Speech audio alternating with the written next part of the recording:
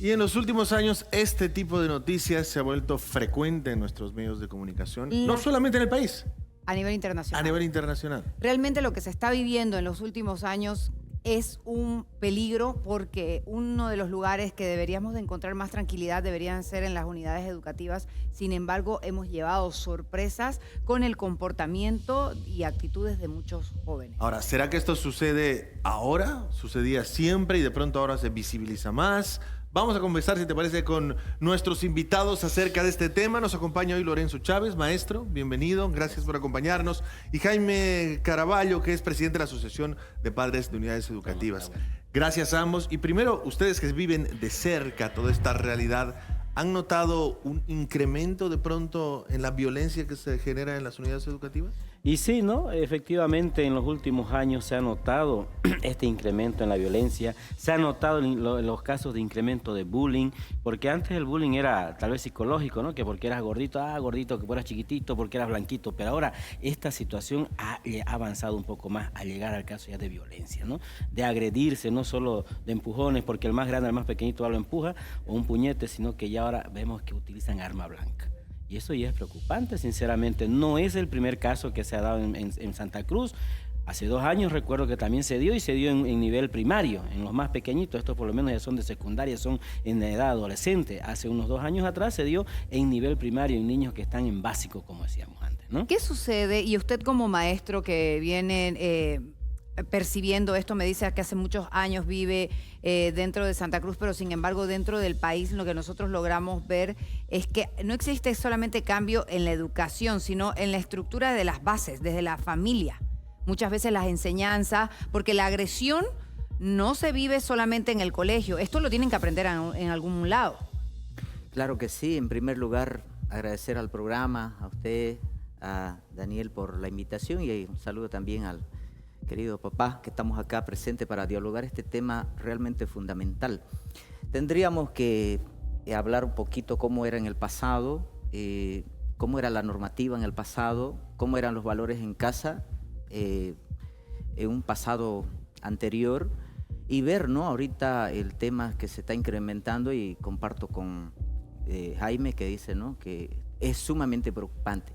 Entonces tenemos que ver un poco cómo era el pasado, si la anterior ley estaba funcionando mejor, el tema del respeto, de la obediencia en casa de los niños, de los adolescentes, en primer lugar a los papás, y después también ver cómo está la disciplina en los colegios. Y ahí es donde nosotros queremos llegar, ¿no? Que en esta última ley llamada Avelino Cignani, desde el 2010, realmente los profesores estamos como atados de mano para poder poner disciplina en el aula. Entonces eso es lo que nos preocupa, ¿no? ¿Esa es una ley más permisiva hacia los alumnos? Totalmente, ¿no? Entonces ahora se habla teóricamente... A ver, expliquemos cómo vendría a ser, cómo era antes. Uno podía dar un llamado de atención y podría tener algún tipo de castigo con el alumno, ahora ya no se puede.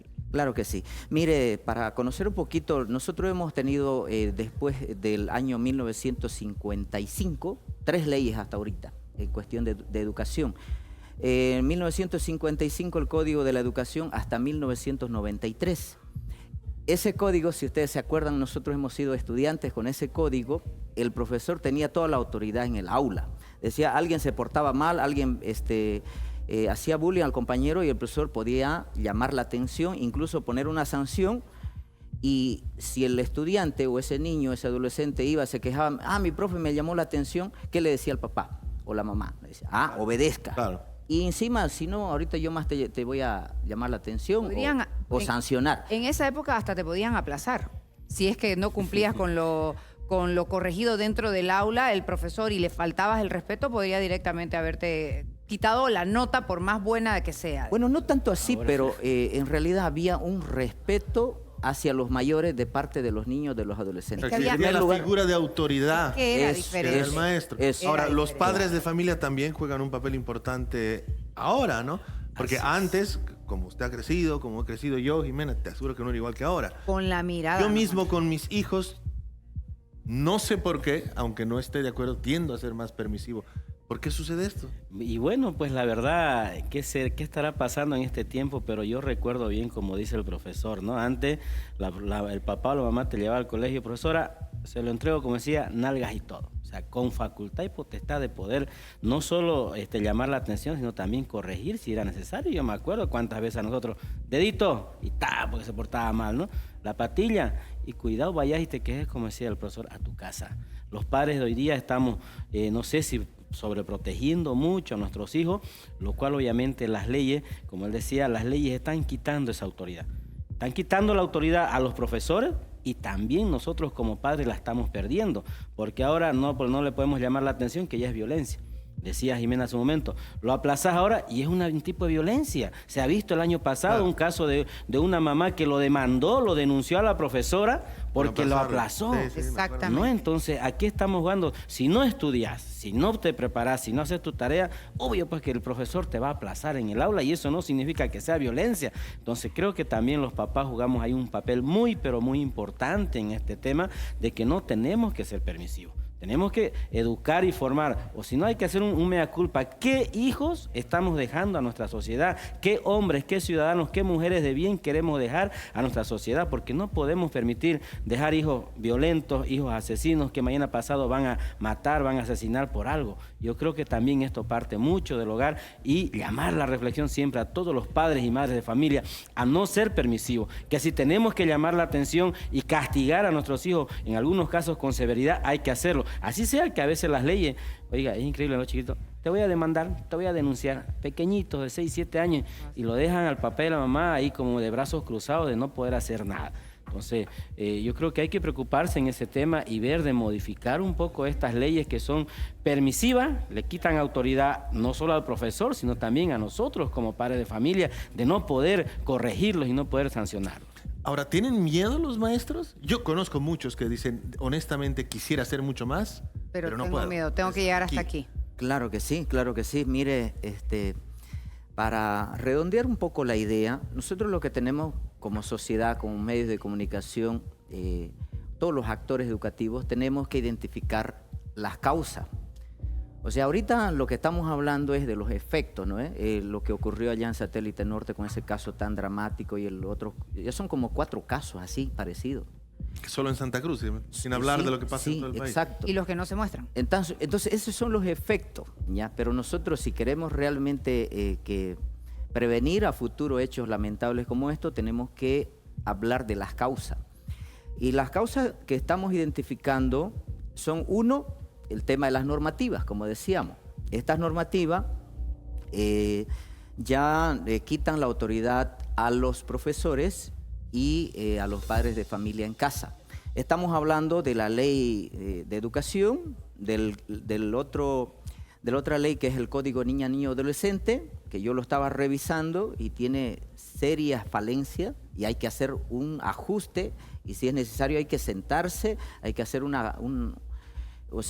encuentros para poder modificar entre padres de familia, sociedad, medios de comunicación y maestros para poder hacer los ajustes a esta normativa. Entonces ahí estaría una causa. Okay. Segundo sería el tema de los valores en la casa.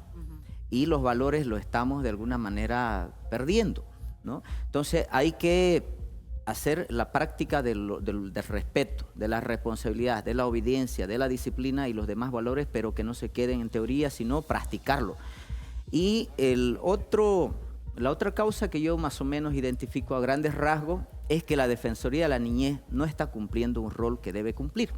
O sea, la Defensoría, y eso también tiene que ver con el Código Niña, Niño, Adolescente, porque le da una facultad solo para defender, cuando también debería reflexionar a los niños indisciplinados.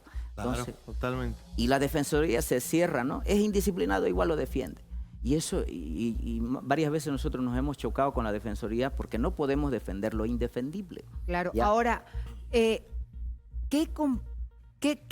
problema es el que ahora estamos llevando como sociedad para que ya no solamente sean golpes, sino armas dentro de los colegios? Esto es un peligro porque hablemos que uno de los problemas más grandes que tiene Estados Unidos es justamente esto. Los mismos colegios tienen que llevar detectores de armas, tienen que tener para que los niños... Nosotros no queremos, si bien queremos crecer como sociedad, que queremos llegar a ser potencia como cualquier otro, pero vivir este tipo de realidades es muy duro.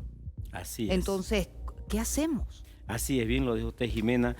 Hay sociedades y esto influencia mucho la globalización, digámoslo así, el avance tecnológico, porque antes en otros países se sabía ver este tipo de violencia, tal vez, pero no nos enterábamos. ¿Por qué? Porque las noticias no nos llegaban. Pero ahora, en el minuto, en el instante, las noticias vuelan y los mismos niños que están prendidos ahora al teléfono, viendo la televisión, más que todo el teléfono, no tanto televisión, ¿no? Y ahí llegan todas las noticias, entonces ellos aprenden y ven. Y en Estados Unidos es un tema ya de sociedad, porque hay leyes que permiten tener armas de fuego en las casas, ¿no es cierto?, en los domicilios. Aquí en Bolivia, gracias a Dios, todavía no hemos llegado a eso y espero que pase mucho tiempo, pero sí hay armas blancas, ¿no?, corsopuntantes, que están al alcance de todos los niños inclusive. Y bueno, pues esto tiene que ver mucho con la formación de los padres.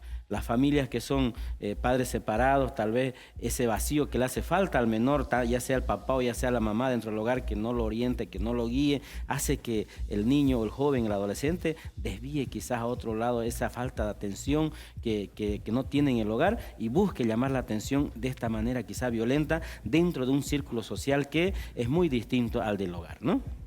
Bueno, y finalmente la reflexión cae a las autoridades, que son las llamadas por ley a solucionar este tipo de problemas, a convocar ese tipo de encuentros que pueden ayudar a tener leyes mejores, más adecuadas a nuestra realidad, más adecuadas a nuestros tiempos.